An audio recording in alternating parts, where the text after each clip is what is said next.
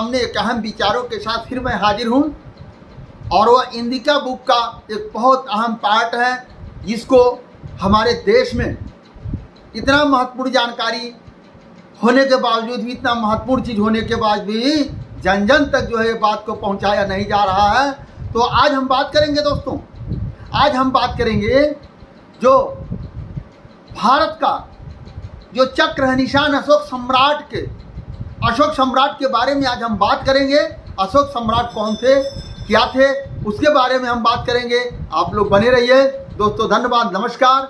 आगे आप जो इस चैनल को आप देख रहे हैं, आप लोगों का बहुत बहुत धन्यवाद, बहुत बहुत धन्यवाद। दोस्तों, आप लोगों से मैं रिक्वेस्ट करता हूं, कि विनती करता हूं, आप अपने लिए नहीं, मेरे लिए नहीं, किसी और के लिए नहीं, लेकिन अगर ये जानकारी आपके पास पहुंचती है तो आपका मेरा ये कर्तव्य बनता है, ये जानकारी समस्त भारतवर्ष की जनता को यह उपलब्ध कराया जाए, या आपके जितने भी यार दोस्त हित दोस्त हैं, ये सभी लोगों तक पहुंचाना ये हमारा और आपका कर्तव्य बनता है। जैसे ये जानकारी मेरे पास है, उस जानकारी को मैं आप लोगों तक पहुंचाने के लिए कार्य कर रहा हूं। सेम यही कर्तव्य आपका भी बनता है कि आप इस जानकारी को लोगों तक पहुंचाएं। अगर आप लोग मेरे इस चैनल को सब्सक्राइब नहीं किए हैं तो आप सब्सक्राइब करके बेल आइकन को दबा करके ऑल कर दीजिए और इसे लाइक कर दीजिए, ताकि आपको समय समय पर सबसे पहले जानकारी मिलती रहे। तो दोस्तों, आज बहुत कुछ नहीं कहते हुए आज मैं तुरंत अपने विषय पर आता हूं। जो हमारा पार्ट है, पार्ट 16वां पार्ट है। आज 16 दिन हो गया 16वां पार्ट के साथ मैं आप लोगों के सामने आज अहम मुद्दे को लेकर के हाजिर हूँ। वो पुराना हमारा खोया हुआ इतिहास को मैं जानकारी देने के लिए हाजिर हूँ, जो आज हमारे भारतवर्ष की जन जन की आवश्यकता है। तो दोस्तों, आज हम बात करेंगे उनका जो विदेशी लेखक जो विदेश से हमारे देश में आए रिसर्च करने के लिए, यह भारत विश्व गुरु कैसे है, भारत सोने की चिड़िया आखिर है किन कारणों से। इसलिए उन लोगों ने, विदेशी लोगों ने आया भारत में रिसर्च करने के लिए। उन्हीं में से एक थे सैंट्रोबो नाम का एक जो है शोधकर्ता थे। उनके अनुसार दिमाकस नामक का व्यक्ति, उनके अनुसार दिमाकस नामक व्यक्ति जो हमारे अमृतघात यानी राजा संतोष कोस्ट के पुत्र अमृतघात, उनको अमृतघाता भी कहा जाता है। राजा चंद्रकोश के पुत्र अमृतघात के पुत्र देवनापी, जो है कि देवनापी के पुत्र जो है महेंद्र और संघमित्रा। अब मैं आप लोगों को चंद्रकोश, जिनको चंद्रगुप्त मौर्य कहा जाता है, चंद्रकोश नाम के राजा को ही नाम बदल करके आगे चल के चंद्रगुप्त मौर्य रखा गया। और उनके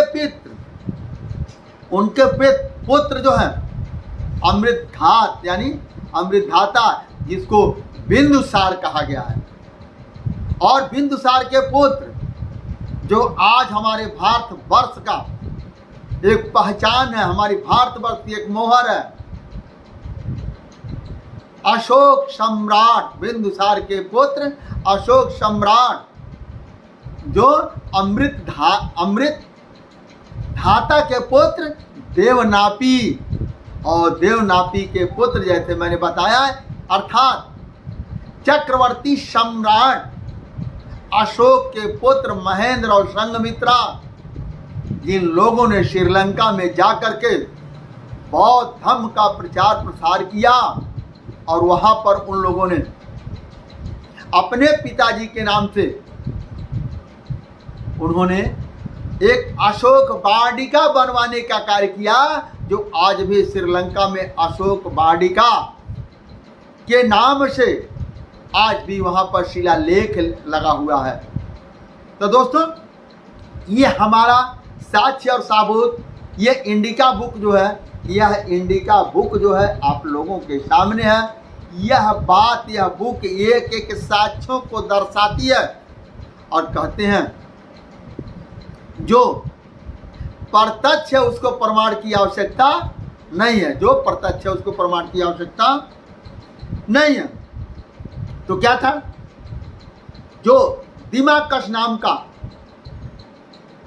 आदमी जो था, जो दिमाकस नाम का आदमी था, तो वह शैलकुश निक्टेयर का राजदूत बनकर के, शैलकुश निक्टेयर का राजदूत बनकर के परसाई देश के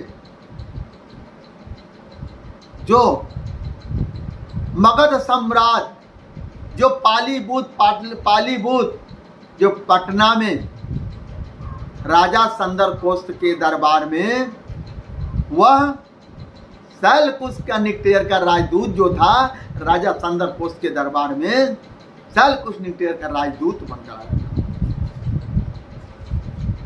अब हम बताएं, वो भी आया था और मेगास्थनीज भी आए थे। दोनों राजदूतों ने दिमाकस और मेगास्थनीज काफी समय तक भारतीय राजा संदरकोष्ट के दरबार में रहे।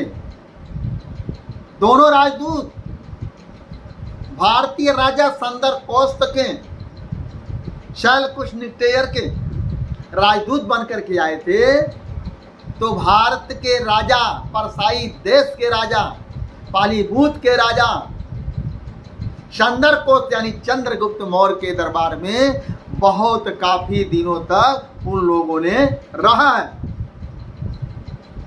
पालिनी के अनुसार मैगस्थीन काफी समय तक भारतीय राजाओं के साथ रहे। इसके मामले में उन्होंने कुछ जो देखा उसको उन्होंने अपने बुकों में संजोए रखा। दिमाकस और मेगास्थनीज ने जो परसाई देश के राजा के दरबार में जो रहे, उन्होंने बहुत सारी चीजों को देखा और देखने के बाद उन्होंने लिखा। इस स्रोतों के ज्ञान के अनुसार ये होता है कि जो भी राजा क्या रह करके रिसर्च किए, वो जो भी चीज लिखे हैं मेगास्थनीज, वह बिल्कुल सत्य पर आधारित है। आर्यन के कथा के अनुसार, आर्यन एक लेखक थे, रिसर्च करता थे जो भारत में आए। लेखन के अनुसार मेगास्थनीज राजा पोरस के पास गए। मेगास्थनीज राजा पोरस के पास गए, जो उत्तरी देश का, जो ईरान इराक उधर का जो सारी सीमाएं थी, उस देश का पोरस का राजा के पास मेगास्थनीज ने गया और उनका भी देखा। उनका भी जब देखा तो उन्होंने ये कहा, दुनिया के सभी राजाओं से बेहतर जो परसाई देश के राजा संदरकोष्ट जितना बेहतर दुनिया में कोई नहीं है। यह मेगास्थनीज ने ये दर्शाया।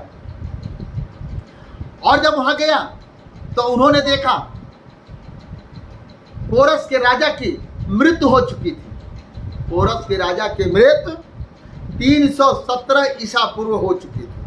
मैंने क्या कहा अभी, साक्ष्य और प्रमाणों के साथ इंडिका बुक लिखा गया है।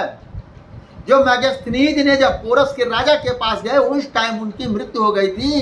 ये घटना 317 ईसा पूर्व की है। शैलकुश जो निक्टेयर की काल की घटनाओं को बोहलन ने भी लिखा है, बोलहन ने भी लिखा, लेकिन बोलहन बहुत सारी चीजों को जो लिखा है उसका साक्ष्य प्रमाण नहीं मिलता।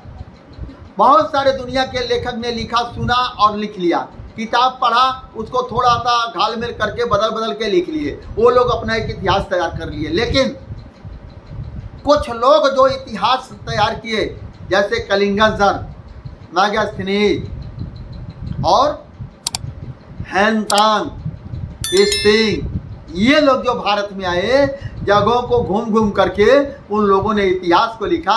इसीलिए इन लोगों का इतिहास सत्य पर आधारित है। इन लोगों का इतिहास सत्य पर आधारित है। मुझे लगता है मैगस्थनी ने भारत की अधिक दूरी तक नहीं देखा, लेकिन परंतु उन्होंने बहुत सारी जगहों को उन्होंने जा करके रिसर्च किया। पूरे भारत की जगहों पर नहीं जा पाया, लेकिन बहुत सारी जगहों पर जाकर के उन्होंने रिसर्च किया। अनेक बार ये दोनों